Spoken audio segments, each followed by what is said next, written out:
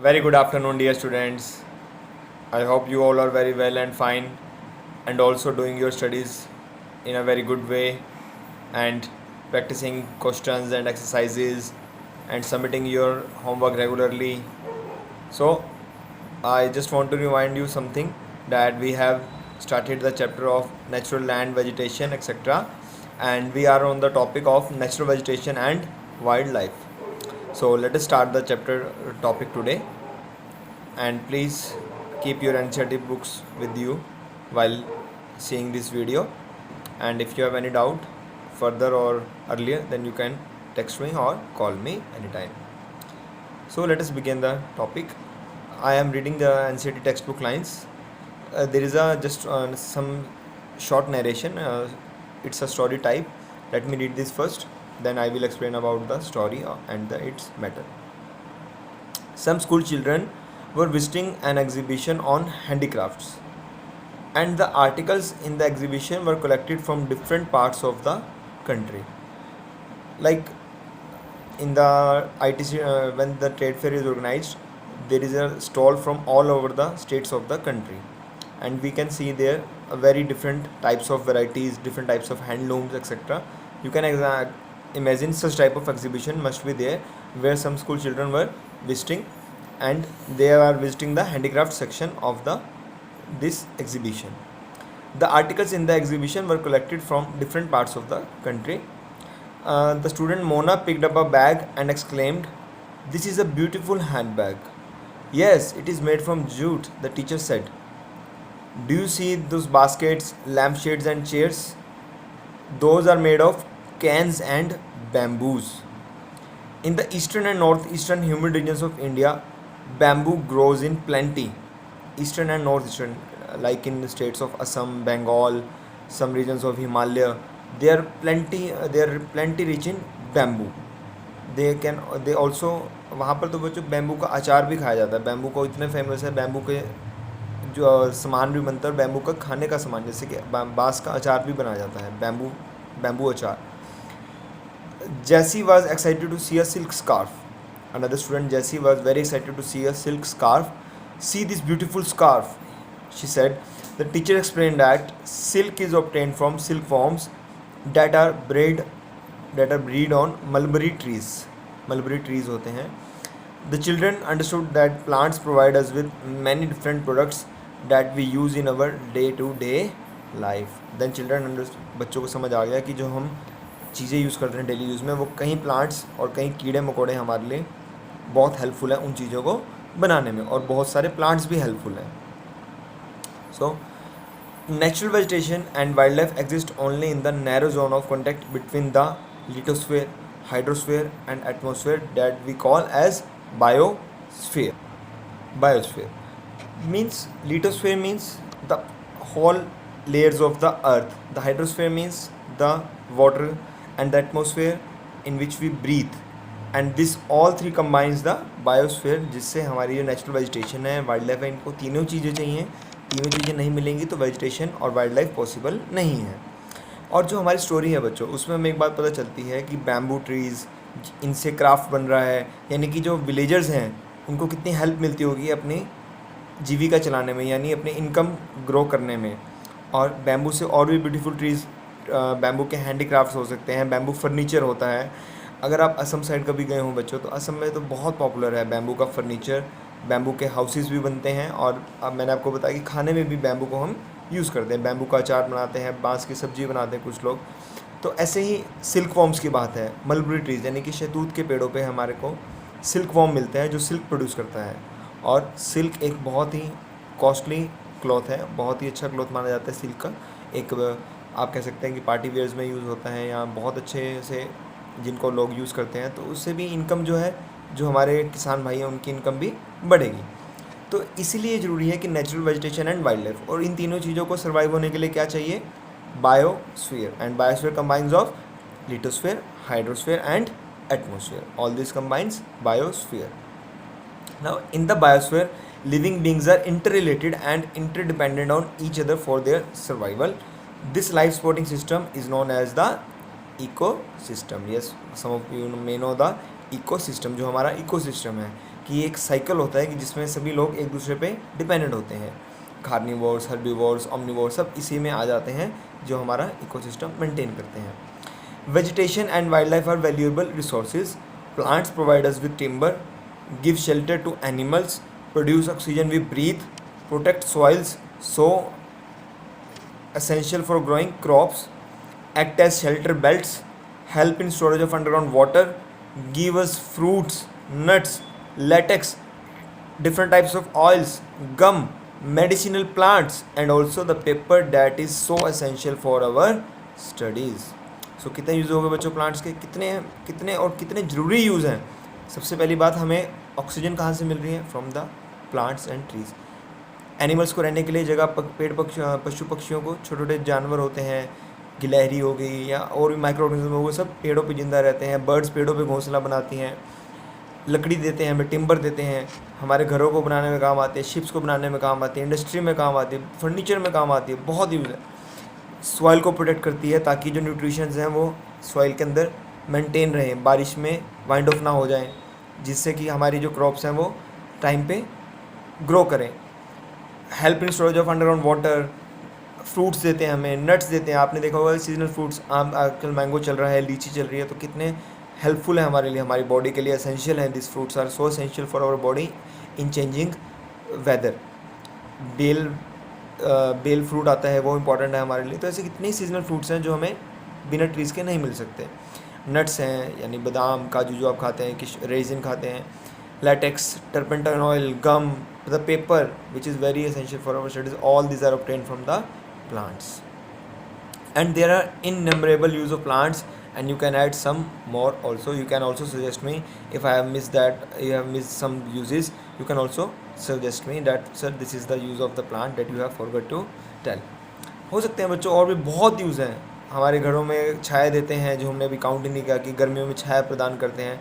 अगर मैं आपको प्रैक्टिकल एग्जांपल दूं कि जो हमारे यहाँ पे यूनिवर्सिटी है, कुरुक्षेत्र यूनिवर्सिटी, उसके अंदर जो टेम्परेचर का डिफरेंस रहता है और पॉल्यूशन का जो डिफरेंस रहता है हमारी बाकी सिटी से बहुत ही कम रहता है। वहाँ पे टेम्परेचर भी कम रहता है बाकी सिटी के अकॉर्डिंग, चाहे वो हो सकता है गर्मियों में 4 to 5 डिग्री वेरी करता है, और पोल्यूशन लेवल भी बहुत कम रहता है। तो उसका सबसे बड़ा फैक्टर है कि हमारी जो यूनिवर्सिटी है बहुत ही ग्रीनरी है, वहाँ पर बहुत ऊंचे ऊंचे पेड़ हैं, there are very tall trees, और ऐसे ट्रीज़ बहुत ही अच्छी ग्रीनरी है वहाँ पे, बहुत ज़्यादा पेड़ हैं वहाँ पे, इसलिए वहाँ पे ये सब डिफरेंस देखने को ईजिली मिल सकता है। तो आप समझ सकते हैं कि how trees are important to us. Now wildlife includes animals, birds, insects as well as the aquatic life norms or forms. They provide us milk, wheat, hides and wool. इनसे हमें मिल्क मिलता है, मीट, वूड, वुल, ये सब हमें इनसे मिलता है, हाइड्स मिलते हैं। Wild life includes animals, birds आ जाएंगे इसमें, माइक्रो ऑर्गेनिजम्स आ जाएंगे, इंसेक्ट्स आ जाएंगे, और फिशरीज भी आ जाएंगी, यानी कि हमारी जो एक्वेटिक लाइफ है वो भी सब इसमें इंक्लूड हो जाएगी वाइल्ड लाइफ में ही। Now insects like bees provide us honey, helps in pollination of flowers. देखो बच्चों, जो मधुमक्खी हैं उनसे हमें शहद तो मिलता ही मिलता है, बट आपने जब आप 9th क्लास में जाएंगे तो एसेक्सुअल रिप्रोडक्शन आता है या 10th में, तो उसमें पता चलता है कि जो बीज़ हैं ये हेल्प करती हैं फ्लावर्स को प्रोड्यूस होने में, पॉलिनेशन होती है उसमें ये हेल्प करती हैं बीज़। ये पॉलन ग्रेन्स ट्रांसफ़र करते हैं एक्चुअली में bees from one flower to another flower, and this helps in the pollination of flowers that will you study in the 10th or 9th standard, and have an important role to play as decomposers in the ecosystem. जो insects हैं वो decomposers का काम भी करते हैं, जो हमारे वेस्ट डेड बॉडीज़ हैं, ऑर्गेनिक मैटर है जो डिकम्पोज होना ज़रूरी है, उनको ये इंसेक्ट्स डिकम्पोज कर देते हैं, चाहे वो जैसे पेड़ों के पत्ते हों या मरे हुए जानवर हों, जो माइक्रो ऑर्गेनिजम्स भी हैं, या दूसरी डेड बॉडीज़ होती हैं प्लांट्स की, तो वो नेचर में डिकम्पोज होनी ज़रूरी है, नहीं तो वो पॉल्यूशन क्रिएट करेंगी अनवांटेड। और उनको कौन डिकम्पोज करता है बच्चों? हमारे जो इंसेक्ट्स हैं और माइक्रो ऑर्गेनिजम्स हैं, वो उनको बहुत जल्दी हमारे नेचर में डिकम्पोज कर देते हैं और उनको हेल्पफुल बना देते हैं, बजाय कि वो हमें नुकसान पहुँचाएँ। And the birds feed on insects and acts as decomposers as well.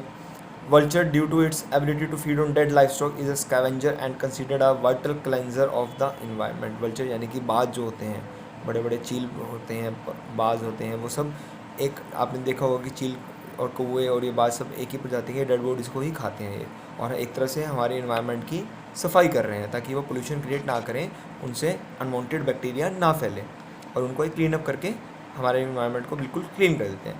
So animals big और small all are integral to maintain balance in the ecosystem. Here are some figures in your NCERT textbook, like figure 2.12. A blue kingfisher is shown here, which has a very long neck and very long nose. You can say a very long nose is given to it so that it can eat flies from a very safe distance. Actual में क्या होता है कि ये कीड़ों को बहुत जल्दी हलचल मिल जाता है, तो एकदम शांति से दूर से ही अपना शिकार पकड़ लेते हैं. And also given a Brahma Kamal, a medicinal herb which is a gift to us from the nature. जो मेडिसिनल हर्ब्स हैं वो इंडिया में ही प्रोड्यूस हुए हैं, शुरू से भारत में ही बनती आई है. आयुर्वेद का जनक भारतीय में ही हुआ है, भारत में ही इसका आविष्कार हुआ है, और बहुत हेल्पफुल है. नेचर का गिफ्ट है एक तरह से हमारे लिए कि हम इनसे अपने डिफरेंट टाइप्स ऑफ डिसीज़ का इजीली कर सकते हैं. और आपने आजकल सुना भी होगा कि जो कोरोना का है उसमें यही कहा जा रहा है कि आप आयुर्वेदिक दवाइयों से अपनी इम्यूनिटी बढ़ा सकते हैं, और बहुत ही हेल्पफुल हैं. आयुर्वेदिक मेडिसिन की हेल्प से आप उनको ईजिली रोक सकते हैं, कॉमन फ्लू को और अनदर डिसीज़ को. Now do you know that vultures, जो चील हैं, ये बाज हैं, vultures in the Indian subcontinent were dying of kidney failure shortly after scavenging life stock treated with diclofenac, a painkiller that is similar to aspirin or ibuprofen. Efforts are on the ban the drug for livestock use and breed vultures in captivity. यानी एक बहुत ही चौंकाने वाला जो बात सामने आई है कि जो वल्चर्स हैं इंडियन सब कंटिनेंट में वो मर रहे हैं ड्यू टू किडनी फेलियर. और वो किस वजह से? क्योंकि वो जो जो डेड और लाइफ स्टॉक एनिमल्स खा रहे हैं, जो आदमी की, मनुष्य की भी जो डेड बॉडीज़ होती हैं वहाँ भी वो खाते हैं. पार्सिस में ऐसा होता है कि वो छोड़ देते हैं और चील को भी उनको खा जाते हैं. तो life stock treated with diclofenac एक तरह का पेन किलर है that is similar to aspirin और ibuprofen, and efforts are on the ban this drug for that life stock use and breed vultures in captivity. उनकी captivity में use होता है शुरू में, जो छोटे छोटे पशु पक्षी होते हैं उनको ये दी जाती है दवा, और उस वजह से वो बाजू तक पहुंच रही है, जो कि उनके लिए मौत का कारण बन रही है due to their kidney failure. Now distribution of natural vegetation. The growth of vegetation depends primarily on the temperature and moisture. The major vegetation types of the world are grouped as forest, grasslands, scrubs and tundra. Now what is tundra, scrubs, etc.? Scrubs, you basically heard about the thorny bushes, jungli jhadiyan type. These all are under the scrubs, and tundra is the vegetation which is near the sea or which is in the low water areas. You can say that the vegetation found near the sea coastal areas, some type of plains, plateaus, etc. This type of vegetation. And scrubs basically belongs to the etc. where the rainfall is very low. Forest, you can easily understand. Grasslands, the grass covers over the hilly areas and something like that are covered under the grassland. So major vegetation types of the world are grouped as under forest, grassland, scrubs and tundra. And in areas of heavy rainfall huge trees may thrive. जहाँ पर बहुत अच्छी rainfall है बच्चों, जैसे like in Amazon forest and in Kenya, and they are they achieve very high rainfall, and the trees may grow up to the 100 I can say that 10 meters or 20 meters length. The forests are thus associated with areas having abundant water supply. As the amount of moisture decreases, the size of trees and their density reduces. Short stunted trees and grasses grow in the regions of moderate rainfall, forming the grasslands of the world. इसको हम बोलते हैं grasslands. Thorny shrubs and scrubs grow in dry areas of low rainfall. In such areas, plants have deep roots and leaves with thorny and waxy surface reduces loss of moisture through transpiration. And tundra vegetation of cold polar regions, as I said to you, cold polar regions comprises of mosses and lichens. जहाँ पर ठंडी जगह है बच्चों, वहाँ पर ये किस में आएगा? Tundra vegetation, like in Himalayas, जो कोल्डर रीजन्स हैं, जो अपर हिमालय रेंज है वहाँ पर, और आप कह सकते हैं near some in the sea areas, जो पोलर एरियाज़ हैं वहाँ पर सी एरियाज़ के पास की जो जगह है. And today there are many more people in the world than there were 2 centuries back. जितने अब लोग हैं उतने 200 साल पहले उतने नहीं थे, उससे लगभग आज से 4 गुना कम ही होंगे. अब इतना नंबर है पीपल का, और इनको बचाने के लिए, to feed the growing numbers, large areas of forest have been cleared to grow crops, and forest cover all the world is vanishing rapidly, बहुत जल्दी से फॉरेस्ट कवर ख़त्म हो रहा है। यहाँ तक कि जो हमारे वर्ल्ड के लंग्स कहा जाता है, बच्चों को उसको कहा जाता है, आपको पता होगा अमेज़न फॉरेस्ट को धरती का फेफड़े कहा जाता है अमेज़न फॉरेस्ट को, वो भी जल्दी से ख़त्म हो रहे हैं। वहाँ भी फायर्स की और पेड़ का कटना बहुत बदस्तूर जारी है।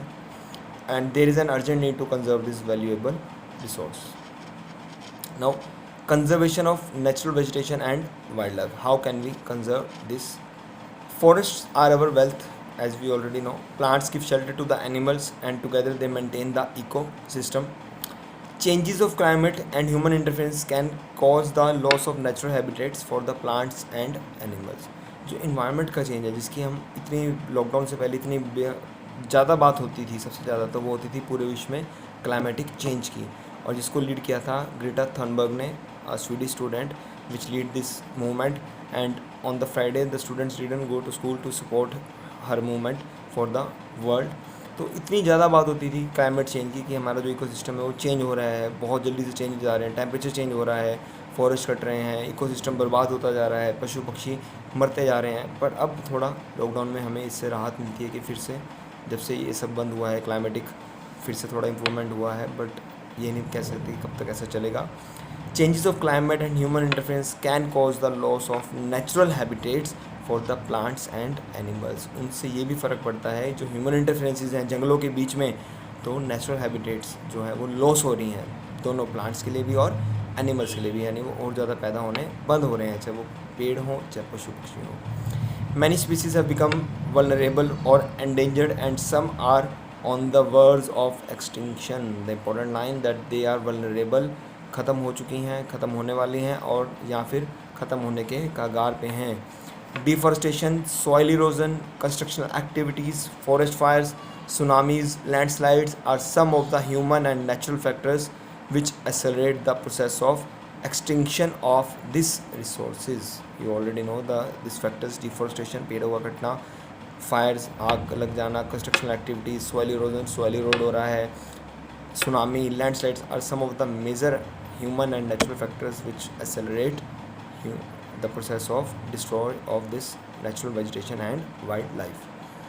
And one of the major concerns in the poaching which results in a sharp decline in the number of particular species. Poaching यानी जो शिकारी हैं, वो जो हमारे जीव दुर्लभ जीव जंतु हैं, जो एक्सटिंक्शन स्पीसीज़ हैं, उनको ख़त्म करते जा रहे हैं। लाइक हिरन के लिए, हाथी के लिए और शेरों के लिए, बाघ के लिए जो शिकारी हैं ऐसी जगह पे जाके उनको मारते हैं, ख़त्म करते हैं due to the demand in their black markets, grey markets. Black market, grey markets होते हैं बच्चों जहाँ पे बिना सरकार की परमिशन के सारे ऐसे काम, गैर कानूनी काम जो बिना सरकार की एक्टिविटीज़ के चलते हैं, वहाँ पर इनकी ज़रूरत होती है, स्मगलिंग में यूज़ होते हैं। तो शिकारियों का बढ़ना भी एक मेन कारण है कि जो हमारी स्पीसीज़ हैं वो दुर्लभ प्रजातियाँ ख़त्म होती जा रही है। सांप की, टोर्टवाइज की, बहुत तरह की जो है इनमें स्मगलिंग रहती है, और जिससे वो एनिमल्स बेचारे ख़त्म होते जा रहे हैं। The animals are poached for collection and illegal trade of hides, skins, nails, teeth, horns as well as feathers. और ये सब किसके लिए? सिर्फ़ और सिर्फ आदमियों के लिए। बच्चों यूज़ कौन करेगा उनको? मनुष्य करेगा। तो उनकी बढ़ती डिमांड्स के लिए, ऐसे उनके अनवांटेड कॉजेज़ के लिए, जो ऐसे कॉजेज़ नहीं होने चाहिए थे, उनको वो ख़त्म करते जा रहे हैं। And some of this animals are, जैसे मैंने आपको जिक्र किया वो भी है, tiger, lion, elephant, deer, black buck, crocodile, rhinoceros, snow leopard, ostrich, peacock, etc. All these animals, snakes, tortoises, etc. All these are poaching due to their unwanted demands. And this can be conserved by increasing awareness. हमें लोगों को बताना चाहिए कि awareness होना चाहिए कि जो हम लेदर यूज़ कर रहे हैं वो लेदर ना यूज़ करें, और उसकी जगह अल्टरनेटिव्स बहुत सारे हैं उनको यूज़ करें। हमारी डिमांड्स बढ़ती जा रही हैं, उनको कम करें हम, जिससे कि उन वेजिटेशन, उन बेजुबान पशुओं को हम बचा सकें और हमारी वेजिटेशन बच सके। National parks, wildlife sanctuaries, biosphere reserves are made to protect our natural vegetation and wildlife. Conservation of creeks, lakes and wetlands is necessary to save the precious resource from depletion, and there is a balance in the environment if the relative number of species is not disturbed. So human activities in several parts of the world have disturbed the natural habitats of many species. It is confirmed now that due to the human intervention many species have suffered their natural habitation process, and due to indiscriminate killings several birds and animals have either become extinct or are on the verge of extinction. या तो वो गायब हो चुके हैं, वो गायब होने के मुहाने पे यानी कि कगार पे खड़े हैं. Awareness programs such like social forestry and Van Mahotsav should be encouraged at the regional and village or community level, so that, and also school children should be encouraged to bird watch and visit nature camps so that they appreciate the habitat of varied species. और उनको पता चल सके कि हमें आगे जाकर ऐसा कोई काम नहीं करना है कि जिससे हम इनके लिए खतरा बने, मानव जो है पशुओं के लिए खतरा बने. Students, there is a figure given in the NCERT book which shows about the forest fire, California trees. आपने सुना भी होगा अमेरिका में, और इस साल ऑस्ट्रेलिया में बहुत से पशु पक्षी, approx 50 crore of animals were died in the Australian fires. 50 crore of animals, oh my God, you can see what a large number. 50 crore, इतने पशु जल गए, पशु पक्षी सब मिला के इतने जल गए ऑस्ट्रेलिया की, जो अभी रिसेंट ये स्टार्ट ईयर में लगी थी, उस आग में जल के बेचारे वो मर गए. और उनकी जिम्मेवारी किस पे आएगी बच्चों? सिर्फ उनके लिए कोई नेचर जिम्मेवार नहीं है. हमारी ह्यूमन एक्टिविटीज़ ही ऐसी हो रखी हैं कि उनके लिए कहीं ना कहीं हमें ही दोषी पाया जाता है ह्यूमन एक्टिविटीज़ के लिए. And school children should be encouraged to bird watch and visit nature camps. These are the activities which your students do in the school, at the school level or village level or community level. And many countries have also passed laws against the trade as well as killing of birds and animals. In India, killing lions, tigers, deers, cat, great Indian bustards and peacocks is illegal. As international convention sites has been established at least several species of animals and birds in which trade is prohibited. So basically we can summarize that we don't have to kill animals for the increasing demands, for the increasing unwanted demands, I must say, of the human beings. And there are also laws, and government is also taking measures, effective steps to control all this, so that our natural habitation and wildlife must be maintained. So students, this is the end of the chapter, and we will do the exercises accordingly. The backside exercises and thinking questions also we will done, and next we will discuss in the next video lecture. Till then, good afternoon, goodbye. Thank you students, thank you so much.